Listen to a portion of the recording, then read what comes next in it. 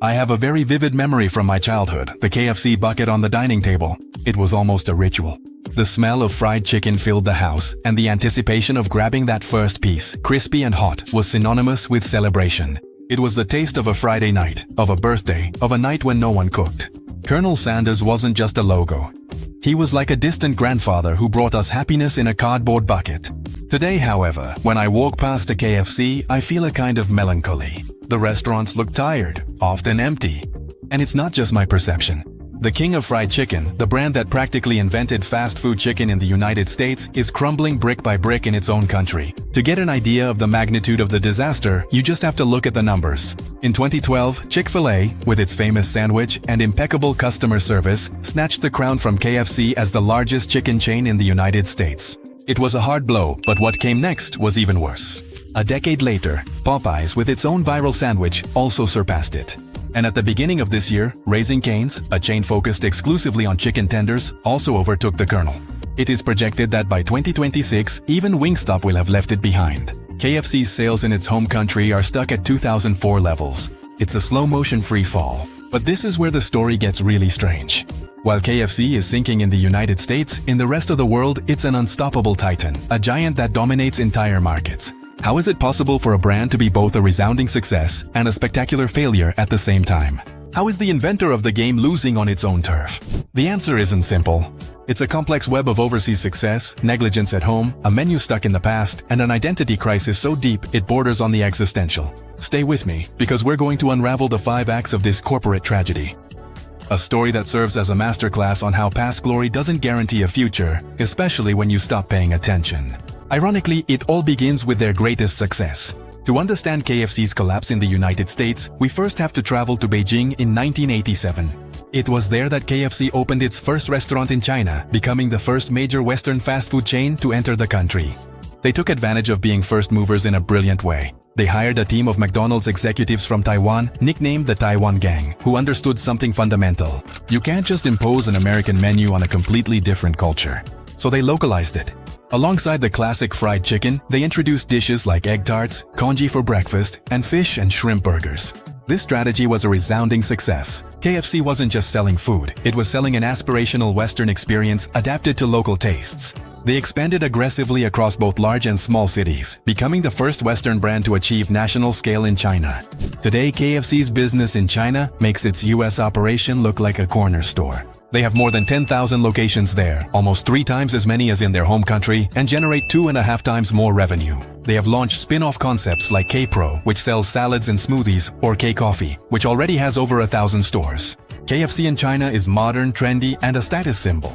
It's like the sibling who went on an exchange program, learned 3 languages, became a black belt in karate, and now comes back home to find you, the older sibling, still living in your parents' basement, playing 90s video games. This massive success gave Yum Brands, KFC's parent company, a playbook for international expansion, and they became obsessed with it. But while they were counting their yuan with one hand, with the other, they let go of the ship's wheel in the United States.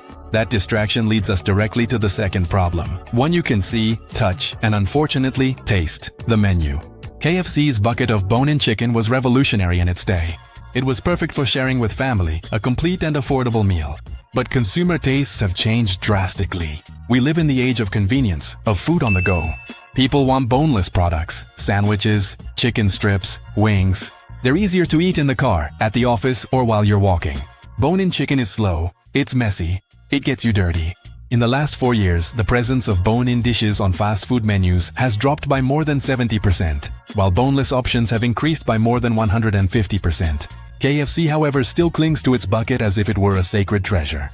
While competitors like Chick-fil-A turned their chicken sandwich into a cultural icon, and Raising Cane's created a cult following around their chicken tenders, KFC just watched. They've tried launching their own sandwiches and tenders, but they always feel like an afterthought, a clumsy attempt to copy others instead of leading. The fundamental problem is that their entire operation, their kitchens, their supply chain, is built around bone-in chicken. Changing that would require a massive investment and a restructuring that apparently Yum Brands is not willing to make for its US market. Essentially, KFC is still selling CDs in the age of Spotify. Sure, there's a small group of purists who still buy them, but the rest of the world has already moved on to the next song. But an outdated menu is just a symptom of a much deeper problem, a civil war brewing inside their own kitchen. This is where the story gets really painful. 98% of KFC's 3,600 locations in the United States are owned by franchisees. They are independent entrepreneurs who invest their life savings in the brand, trusting that the parent company will provide them with a solid business model, innovation, and effective marketing. However, what they're actually getting is a slow death sentence. The average income per KFC store is just $1.3 million a year. It is by far the lowest among the major chicken chains. In today's environment, with rising chicken and labor costs, that figure is barely enough to stay afloat, let alone be profitable. Franchisees are desperate, crying out for a menu overhaul, better marketing campaigns, and a clear strategy. And what has been Yum's response? Brands? To build them a direct competitor.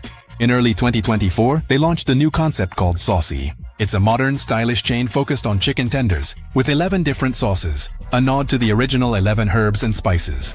The first Saucy location in Orlando is on track to make $2.6 million in its first year, twice as much as an average KFC.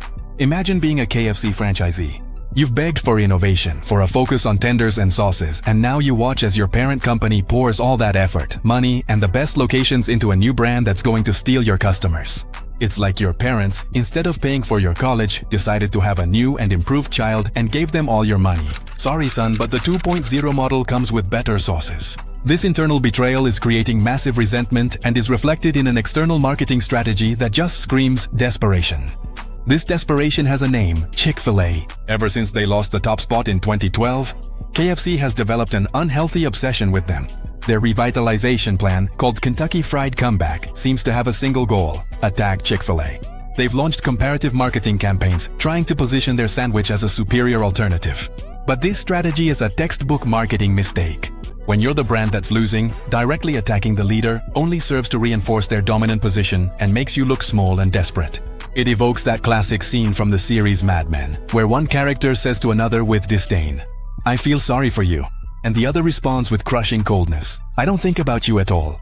That's exactly what's happening. Chick-fil-A doesn't even bother to look in the rearview mirror. They're too busy managing their explosive growth and their legion of fans. What is KFC doing by forcing this comparison? They're only reminding the public that they're no longer number one. It's a strategy born out of insecurity, not confidence, and the results prove it. Despite some small quarterly upticks, year-over-year sales continue to fall by nearly 8%. They're spending money on campaigns that don't resonate with modern consumers, and even worse, alienate their already frustrated franchisees by offering promotions with non-existent profit margins. And all of this brings us to the final act of this play, the million-dollar question. Can the Colonel learn new tricks, or is he doomed to repeat his mistakes until he disappears? We've reached the heart of the dilemma. The existence of Saucy is the clearest proof that Yum Brands knows exactly what the market needs. A fresh brand focused on boneless products, with customization through sauces and a modern customer experience. They know what the solution is.